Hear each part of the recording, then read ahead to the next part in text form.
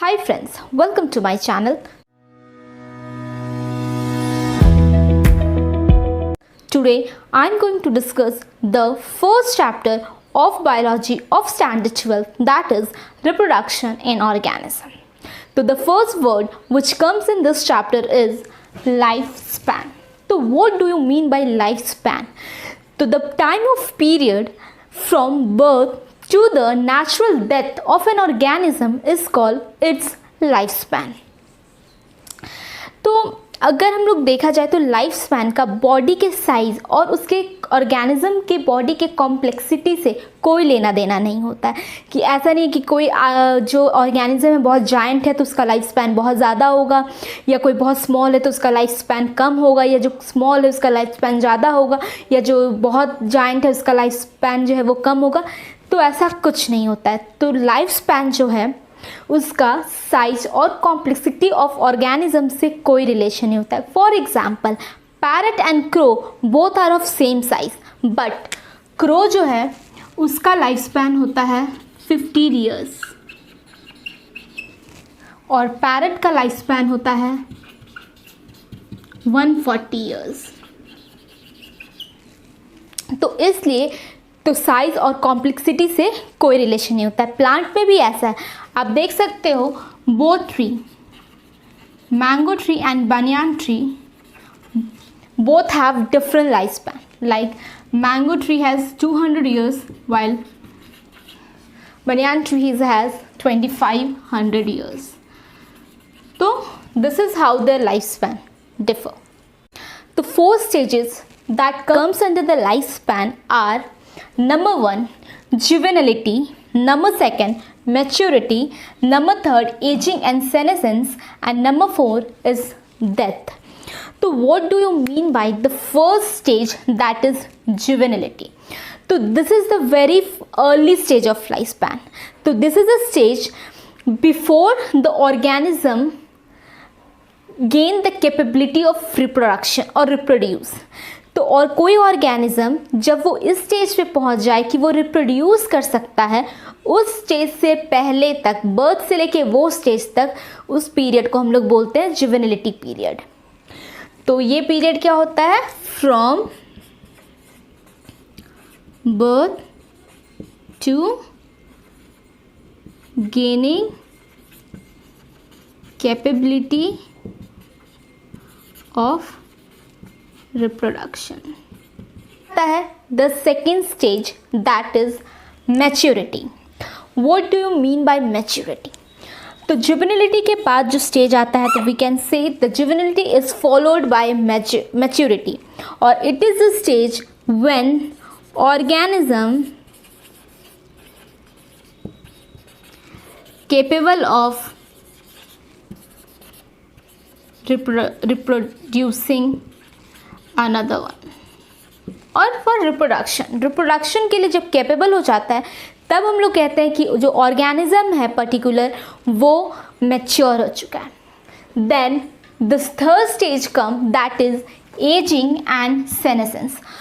तो स्टेज आता है जब आपका बॉडी उसके बाद डिटोरिएट होने लगता है, and that period is called, जब आपका मैच्योर हो गया बॉडी, आप रिप्रोड्यूस करते हो, तो then age will come when your body start deteriorating. तो वो जो स्टेज होता है वो स्टेज को हम लोग बोलते हैं एजिंग। और एजिंग का जो एकदम लास्ट स्टेज होता है, मतलब जब एकदम एजिंग अपने वर्ड्स पे होता है, जहाँ पे डिटोरिएशन इरिवर्सिबल हो जाता है, उसको हम लोग कहते हैं senescence. Now the last one, that is death. तो सेनेसेंस फॉलोड बाय, क्योंकि जो सेनेसेंस है वो एकदम लास्ट है, उसके बाद डेथ होता है। तो डेथ क्या करता है? तो पॉपुलेशन में नंबर ऑफ इंडिविजुअल को डिक्रीज कर देता है डेथ की वजह से, which is balanced by adding new individuals which through reproduction. तो न्यू इंडिविजुअल ऐड होता है किसी पॉपुलेशन में, उस पॉपुलेशन में कुछ डेथ होता है। तो this is how the life cycle from birth to death goes on. Now we will see this chapter is all about reproduction. So now the next topic we will see, that is reproduction. What do you mean by reproduction? So reproduction, it is a biological process by which an organism able to produce of its own kind. तो reproduction एक process है, biological process है, जिसके through जो एक living organism होता है वो अपने जैसे यंग वंस को प्रोड्यूस कर पाता है, मतलब अपने जैसे को इंडिविजुअल को लाइफ दे पाता है, इस वर्ल्ड में ला पाता है, दैट इज रिप्रोडक्शन। तो रिप्रोडक्शन 2 टाइप्स के होते हैं, उसके 2 मोड होते हैं। किस तरीके से रिप्रोडक्शन होता है, उसके 2 मोड होते हैं। एक तो होता है asexual and second is sexual. Now we will see what is asexual and sexual in later another lecture. Now we will see what are the basic feature of reproduction. तो reproduction के basic features क्या होते हैं?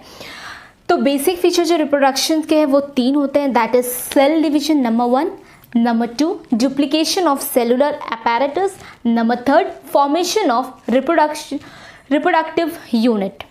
तो ये 3 जो होते हैं बेसिक फीचर होते हैं। सबसे जो मेन और की इवेंट रिप्रोडक्शन का होता है that is cell division. Cell division के बिना रिप्रोडक्शन नहीं हो सकता है। और सेल डिवीजन कितने टाइप के होते हैं? 2 टाइप के होते हैं, एक होते हैं मियोसिस एंड दूसरे होते हैं माइटोसिस। तो कितने टाइप के होते हैं? एक होते हैं meiosis and the second one is mitosis. तो माइटोसिस जो होता है उसको हम लोग इक्वेशनल डिवीजन बोलते हैं। क्यों? क्योंकि उसमें जो नंबर ऑफ क्रोमोसोम्स जितने पेरेंट्स में प्रेजेंट होते हैं उतने ही उसके डॉटर सेल में भी प्रेजेंट होते हैं, और यू कैन से तो जो यंग वंस आ रहे हैं उसके भी सेल्स में प्रेजेंट होते हैं। तो जो मदर सेल्स में प्रेजेंट होते हैं वही उसके डॉटर सेल्स में प्रेजेंट होते हैं। नंबर ऑफ क्रोमोसोम सेम होता है, इसलिए उसको हम लोग बोलते हैं equational division. While the meiosis is called reductional division. क्यों? क्योंकि उसमें नंबर ऑफ क्रोमोसोम हाफ हो जाते हैं। अगर इसमें पेरेंट 2n है तो क्रोमोसोम जो होगा प्रोडक्ट में वो n होगा डिवीजन के बाद, और अगर इसमें 2n है तो उसमें भी 2n ही होगा। तो ये होता है इन लोग के बीच का difference in meiosis and mitosis. Duplication of cellular apparatus वो क्या होता है? तो डुप्लीकेशन ऑफ सेलुलर अपैरेटस में क्या होता है कि जो सेल डिवीजन से पहले सेल के जितने भी सेलुलर अपैरेटस होते हैं वो क्रोमोसोम्स वगैरह डीएनए सब डबल हो जाते हैं। क्यों डबल हो जाते हैं? ताकि जो डॉटर सेल्स है उसमें अमंग्स देम इक्वली डिस्ट्रीब्यूट हो सके। तो इसलिए जो डुप्लीकेशन ऑफ सेलुलर अपैरेटस भी इंपॉर्टेंट है। फिर आता है फॉर्मेशन ऑफ रिप्रोडक्टिव यूनिट। तो रिप्रोडक्टिव यूनिट क्या होता है? तो इट इज़ अ स्पेशलाइज्ड और नॉन स्पेशलाइज्ड सेल होता है जो कि पार्ट होता है ऑफ एन ऑर्गेनिज्म, जो कि डिटैच होके और मॉडिफाइड होके न्यू इंडिविजुअल बनाता है। तो that is called reproductive unit.